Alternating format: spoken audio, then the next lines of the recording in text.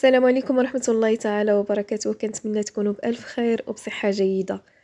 اليوم إن شاء الله غادي نقترح عليكم حلوة الهلال بكاوكاو اللي كتجي لذيذة بزاف، سهلة وسريعة التحضير.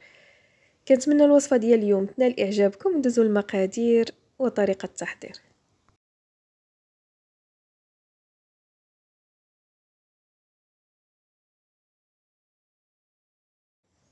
على بركة الله، عندي في المكونات 250 غرام ديال الزبدة. انا كانت عندي 200 غرام ديال الزبده نباتيه، وضفت ليها واحد 50 غرام ديال الزبده حيوانيه. المهم نتوما غديروا 250 غرام ديال الزبده نباتيه مع واحد الكاس اللي يكون عامر مزيان ديال السكر كلاصي، تقريبا واحد 120 غرام هكاك. ضفت عليهم كيس ديال الفاني، شويه ديال الملحه، وغادي نخلط مزيان الزبده مع السكر حتى كتولي عندي بوماط.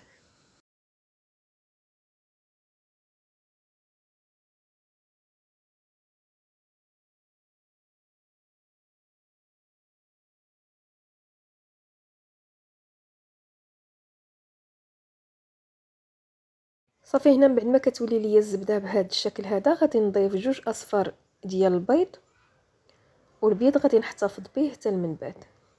صافي وكنعاود نخلط مره اخرى حتى كينسجم ليا هذا البيض مع الخليط الاول.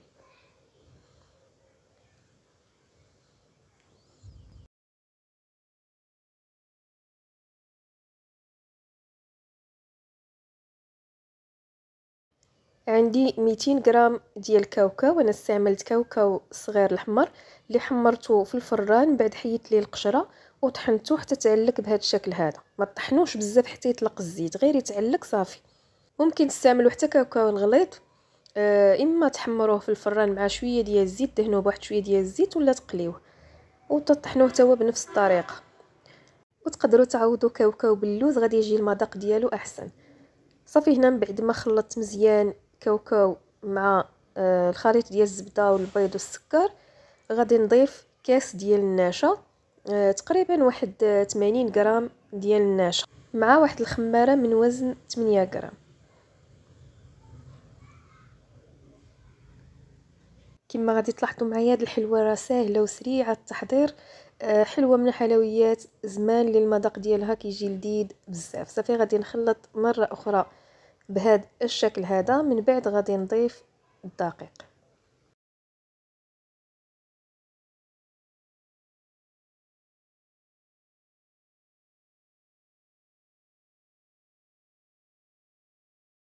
صافي من بعد ما كيصبح ليا الخليط كريمي بهذا الشكل هذا، غادي نضيف الدقيق. عندي هنايا 450 غرام. عاده كتدخل ليا ما بين 400 غرام حتى 450 غرام، كتبقى على حسب نوعيه الدقيق. انا عبرت هنا 450 غرام ديال الدقيق، وغادي تشوفوا معايا شحال غادي يشيط ليا منه. صافي المهم كنبقاو نضيفوا الطحين تدريجيا حتى غادي نحصلوا على القوام اللي غادي تلاحظوا في الصوره.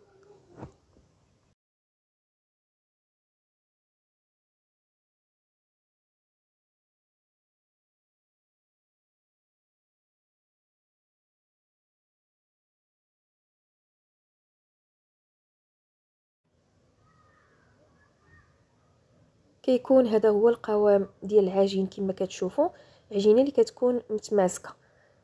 هذه هي الكميه اللي شاطت ليا من عبرتها، تقريبا واحد 40 غرام، اي 410 غرام اللي دخلت ليا في العجين. كما قلت لكم راه ما غتهبطوش على 400 غرام وما غتفوتوش 450 غرام، ما بين 400 غرام حتى 450 غرام. صافي هنايا من بعد كناخذ كره من العجينه وكنطلقها ما بين جوج بلاستيكات بهذا السمك هذا، وغادي نقطعها على شكل هلال بالكاس بهذه الطريقه هذه. ممكن ديروها على شكل دائري ولا ورده، المهم الشكل اللي بغيتو تقدروا ديروه في هذه الحلوه هذه. هذا هو السمك كما كتلاحظوا، سمك اللي متوسط، ما ترقوهاش بزاف وفي نفس الوقت ما تغلظوهاش حيت راه فيها الخميره. صافي غادي نستمر بهذا الشكل هذا حتى كنقطع العجينه كامله.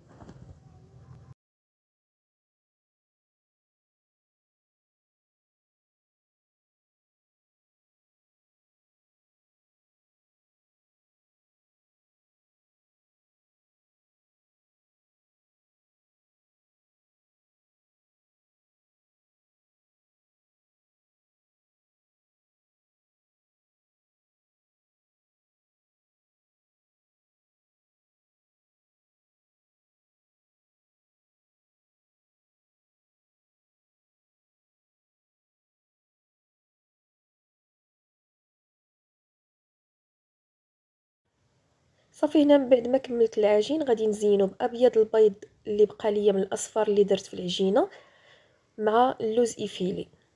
كندهن جوج حلوات هكا بالشيته صافي، وكنثبت فوقهم اللوز. طبعا ممكن ديروا الكاوكاو ايفيلي، غير هو المذاق ديال اللوز كيجي احسن. دهنوا غير من الفوق، ما تهبطوش البيض على الجناب باش كيجيكم الشكل ديال الحلوه زوين. ممكن ديروا ايضا الكاوكاو او اللوز كونكاسي، المهم كيبقى لكم الاختيار. بالنسبه للبيض ما تدهنوش الحلوه كامله، عاد تبقاو تثبتوا فوقها اللوز ايفيلي حيت كينشف داك البيض وما غاديش يلصق لكم.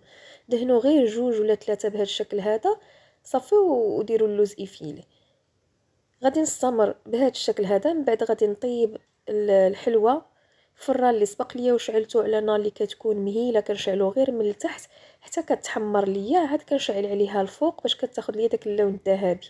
ونرجع معكم ان شاء الله باش نشوفوا الشكل النهائي.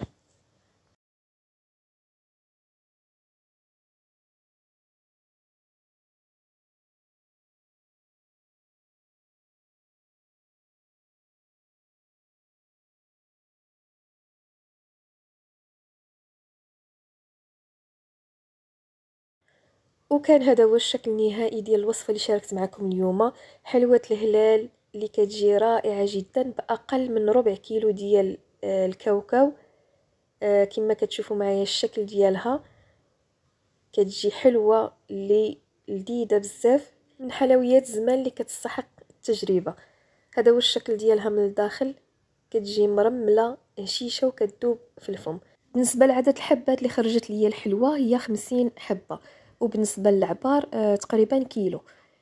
كنتمنى الوصفه ديال اليوم تنال اعجابكم، كنشكركم على المشاهده، مع السلامه.